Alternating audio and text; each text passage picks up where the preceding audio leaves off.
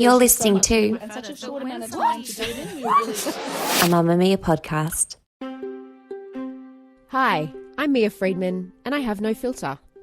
Welcome to No Filter, a podcast series where I chat to interesting people about their careers, their families, and their life. It's a one-on-one conversation with absolutely no filter. Nothing is off limits. And joining me today on the No Filter podcast is broadcast journalist Robin Bailey. Currently the co-host of Robin, Terry and Bob on Brisbane's 97.3 FM and a regular on the Weekend Today show, Robin has previously co-hosted Kids TV and produced radio shows. She has over 20 years' experience in the media industry and she has 3 sons. A few months ago, in 2014, Robin lost her husband Tony to depression after he took his own life.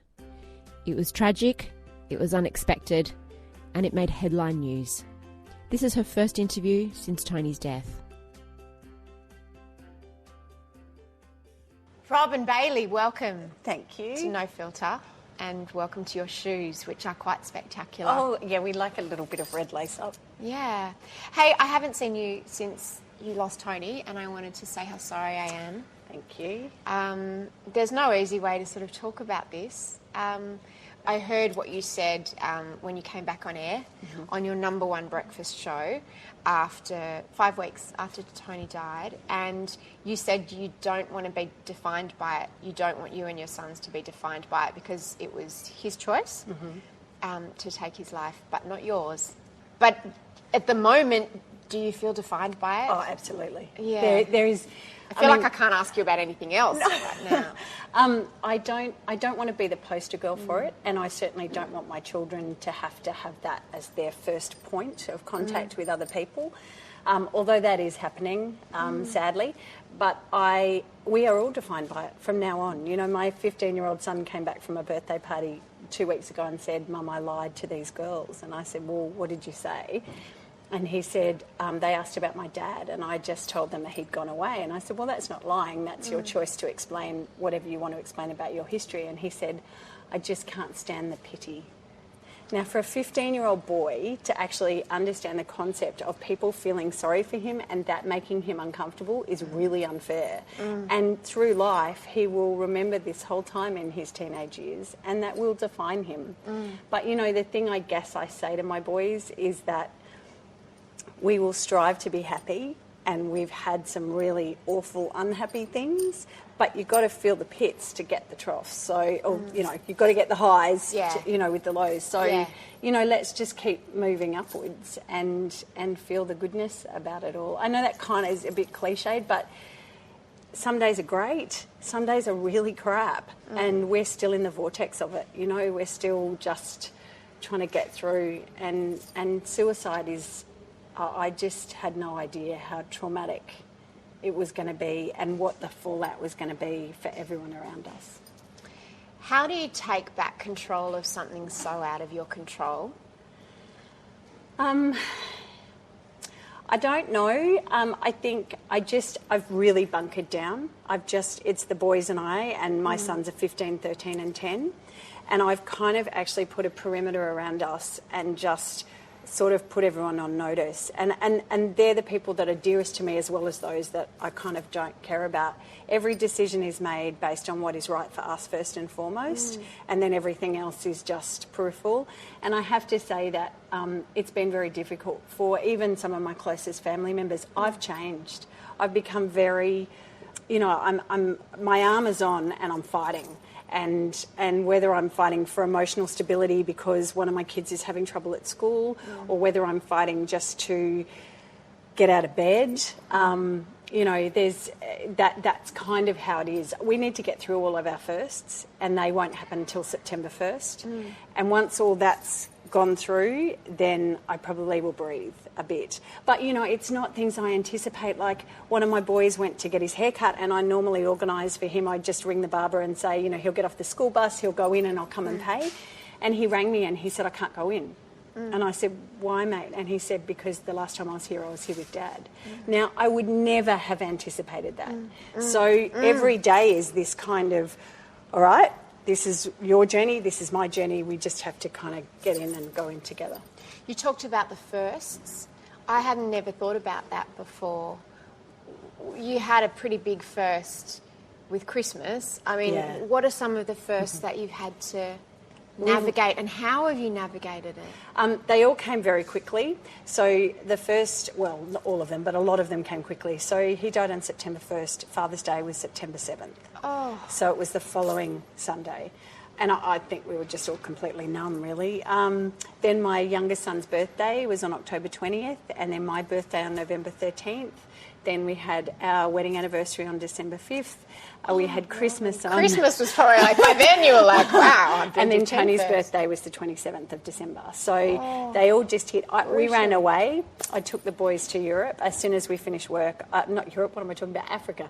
I took the boys overseas. And it was a really conscious thing where I went, these kids need to see there's a circle of life and that we are part of something bigger. And yes, this emotional journey is awful. But, you know, seeing a lion... attack a wildebeest and kill it with a pride of lions as a family unit was a very cathartic. Do you know what I mean? That's incredibly wise and I never would have thought of that. What gave you that idea? I think I just needed the kids to see outside of themselves, and I kind of went to the ultimate, you know? Like I just thought, where are they going to get an experience that isn't about them? You know, because teenage boys don't want to talk about them. They don't want to talk. They don't want to... Stop. No, and they don't want to be different, and they don't want people looking at them. So how could I extract them from the grief that was happening around us? Because, you know, that's the other thing. Our nearest and dearest friends were very involved in the process and what happened leading up to Tony's death and then on the day.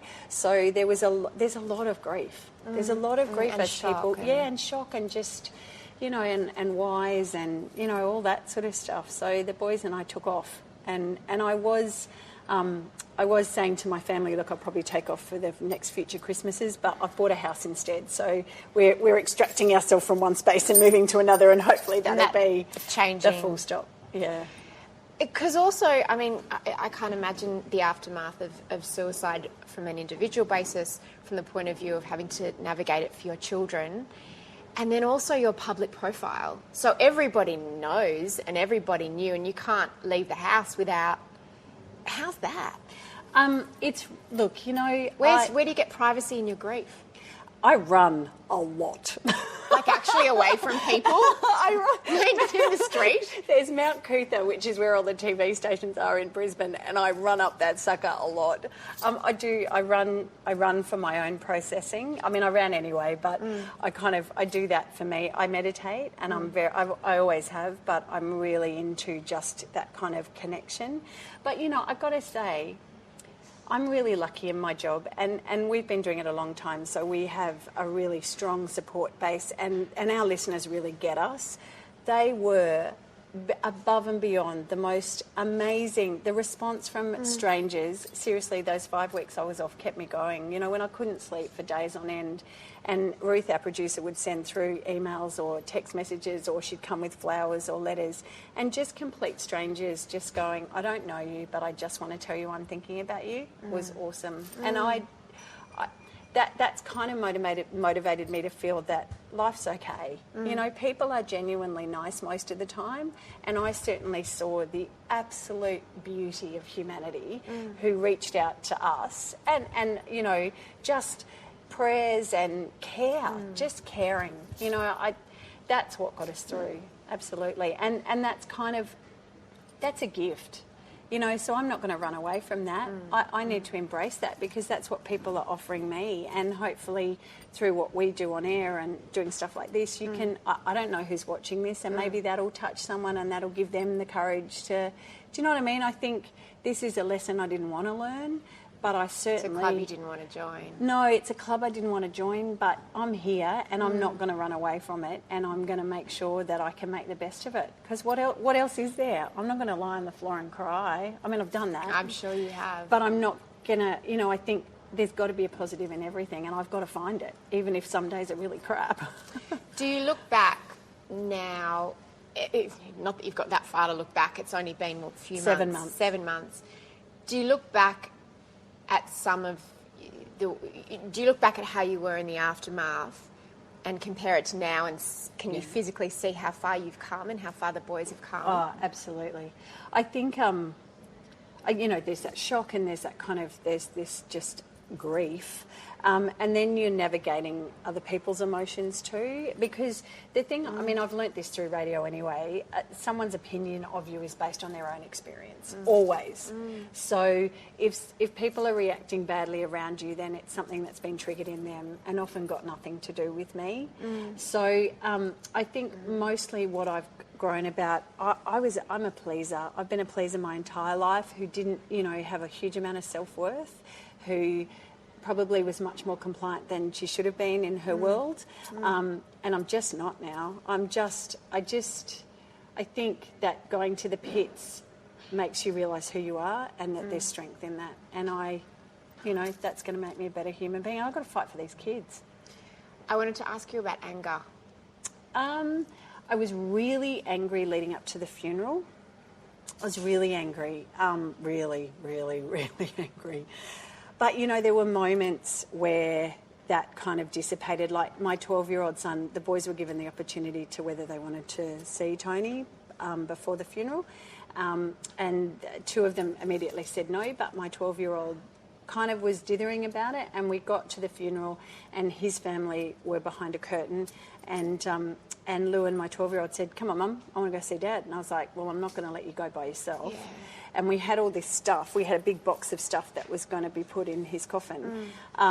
And Lewin said, "Okay, let's go put it." So there is my 12-year-old, while this grief is just enveloping everyone, and he's holding Tony's hand and he's putting the copy of Les Mis, which was his favourite movie, and saying, "Dad, you'll really like this." And there was a bottle of Lewin Estate Winery, which of course that's not what he was named after, but it's there. And he said, "Dad, you've got to have a drink." And I kind of was like, I have no right at this moment to be anything else other than just in awe of, the whole experience. So I go through kind of cycles of anger. I know they say in the 7 stages of grieving that anger is one of them. I imagine with suicide, it's maybe a bit of a more intense stage of grief. I don't think I'm there yet. Yeah. I think we're still just coping, Just one step at a time. Yeah, I think it'll come out when I see if and when those moments when the boys are really badly affected, that's when I'll get really angry. And I kind of, something happened in his brain for him to do that. This was a dad who was so passionate about his children. I just... so I'm kind of really empathetic to that, but then on the other side I'm like, how could you? And... Like he is somewhere in his mind, he must have thought... This was a better option. Yeah. Yeah. Did he suffer from depression? Yes, because how can I answer anything else? Because if he didn't, then why would you do that? Yeah. It's one of those things that I think... I was doing something for the Today Show and they were...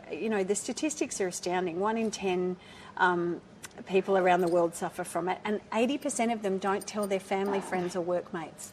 So, who are they? They're all of us. They're everyone around. They're our husbands, everyone. our children, our friends, our colleagues. Was he in a bad space? Absolutely. Did I think that there's not one person who knew him who would have thought that this would have been the end result, but isn't that the point?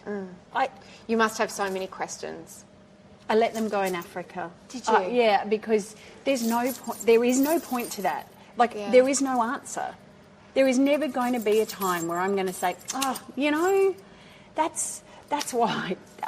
Yeah. There is, and what's interesting is there are now 2 types of people in our lives. There is a definite line in the sand from those who are still in the past, struggling with how they feel about where he was at and trying to keep him and his anguish and stuff kind of bubbling along.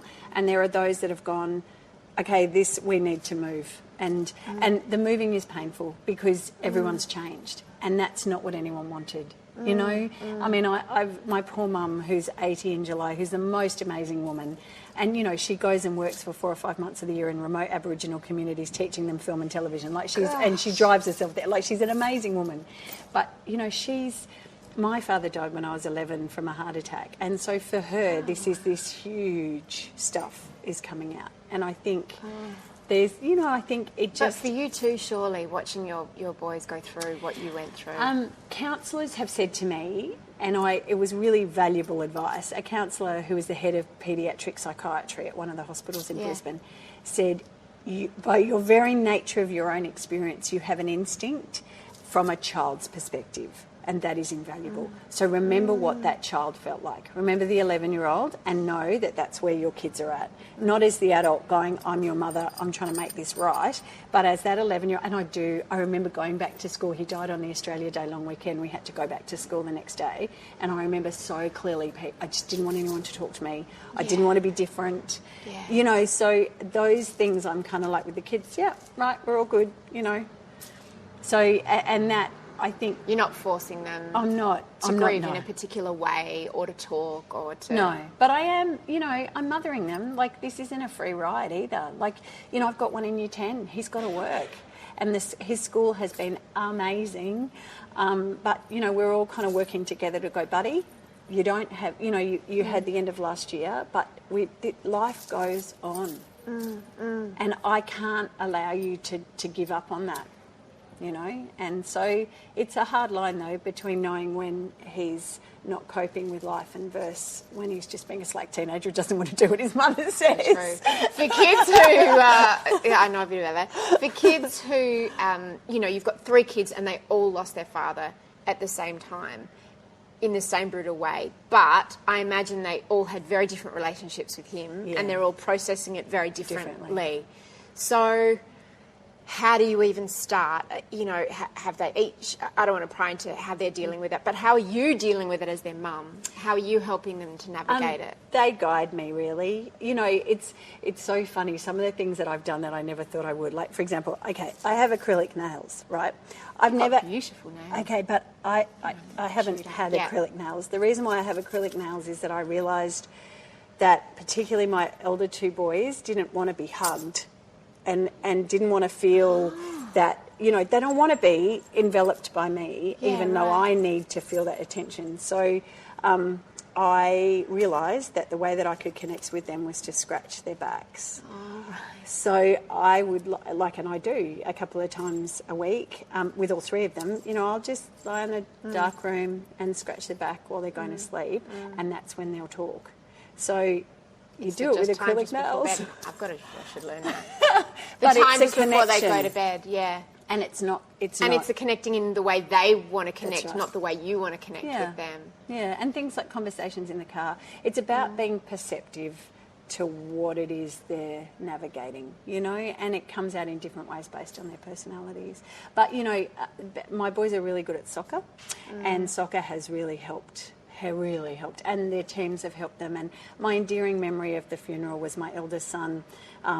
We came out with the coffin, which was really traumatic, and immediately his soccer team just enveloped him with the teachers from his school hugging these kids. And there is my eldest son in the middle of it with these boys just, So I think they guide you. I think I've learnt to give my children far more credit than probably I would have in the past.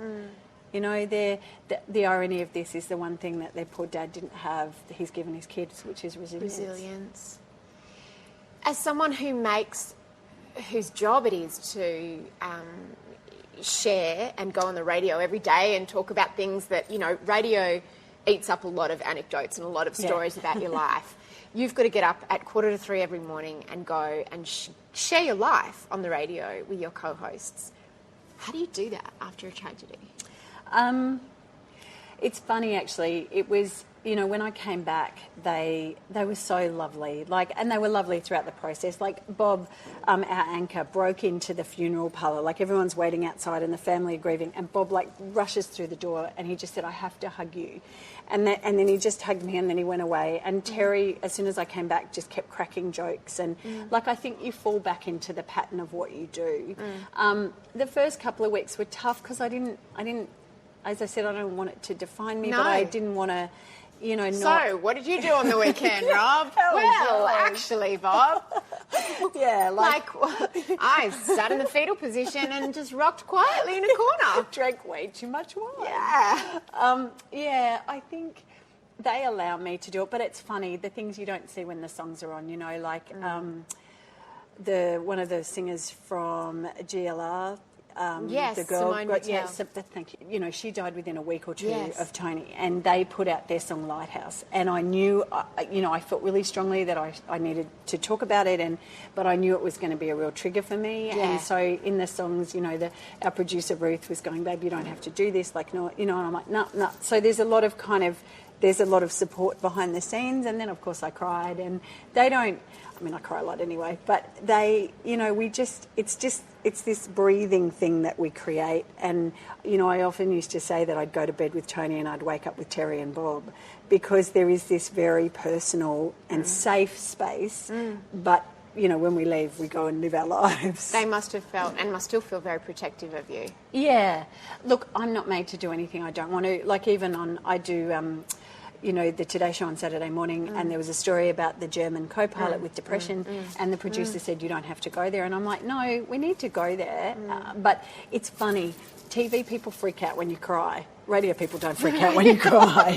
Because it's ugly. On TV, That one it's it is. ugly. But They don't know like what it to when do. you're in the makeup and the... Yeah, they don't know what to do, whereas I'm Which not is a frightened shame. of my tears, but Yeah. other people can be, so you've got to kind of... Yeah, it's like they don't want to upset you, just keep it all pristine. Yeah, whereas I'm more like, okay, so if this is making me sad, then this is making me sad. I want to ask you about that GRL song and Simone, I don't know if it's Battle or Battle, but I wrote a post last week about how it made me really uncomfortable because there was a suicide of a young girl at the school in my world, and I saw those young girls suddenly get into a real, we miss her and we will never forget you, and then that Lighthouse film clip, I think the song's beautiful, but the film clip looks like a Calvin Klein ad for suicide. Yes. And it was looking like a pretty good idea by the time I got to the end of that clip, and it was so stylised and it made it look really like romantic.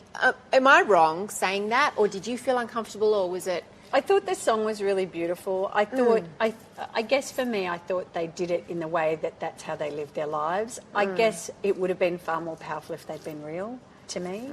If they'd interspersed the film clip with just talking about her, or making her a real person, not just that bright lights, razzle dazzle.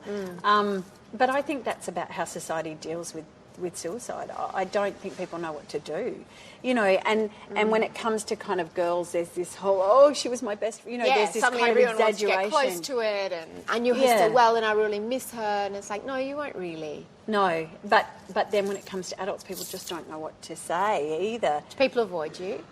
What should we do and not do? Oh, you know what? I think if you own your own stuff in it, I think that's been the most valuable, is to kind of go, I don't know what to say if that's what you think. Yeah. Or I just want to tell you I'm thinking about you. Or, I think if someone honestly comes to you with their heart open, you're never going to get I would never reject someone like that. Has there been anything upsetting or that's made you... Oh, there's been haters going to hate. Haters? Oh, yeah, absolutely. Stop it. No, social media, there's been a couple of people, but you Not know when what? you're grieving. What's wrong with people? Oh, no, Is I there think no that- respite? I think there's, I've certainly had one, a Facebook, I think it was Facebook or a Twitter message saying, I now know why he killed himself. But you know what? That's not my problem. Yeah. That's not, I don't, not. really? Love and light, buddy. Yeah. I can't, Yeah. and that's the things you say, if you change, there is a line in the sand that says you are not going to impact, you have no idea where we've been or where we're going, so what your crap is, dude, off you go. Yeah, yeah. It gets your pride, it puts things in perspective in terms of a Twitter troll or a Facebook troll. I just, and I think in those scenarios, it's kind of it's really good with us in 97.3 and also the Brecky Show, because their own Facebook is that the listeners monitor them. So if people come through with that sort of stuff, then it tends to come out in the wash, and we don't really need to. And I just think, dude, that just says so much about you. I just wanted to finish by asking you what you've learnt about suicide in the last 7 months.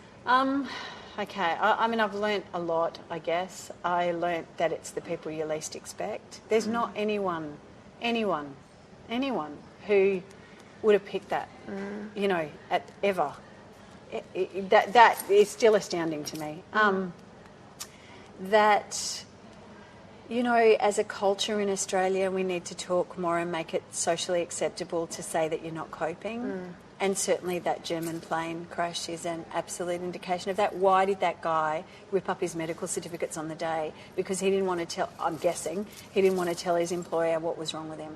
Why is it that I'm an asthmatic and that's okay, but it's not okay for you to have, depressive thoughts? So I think it's stuff like that. I read this American, people give you lots of books. I'm sure. I haven't read all of them. I've barely touched any of them. There's going to be a test. I'd fail it all. Yeah. But there was one from saying that apart from rape and people who were in concentration camps, suicide ranks as one of the most traumatic things that people, those three things, because it's done to you out of your control and there's a point of blame.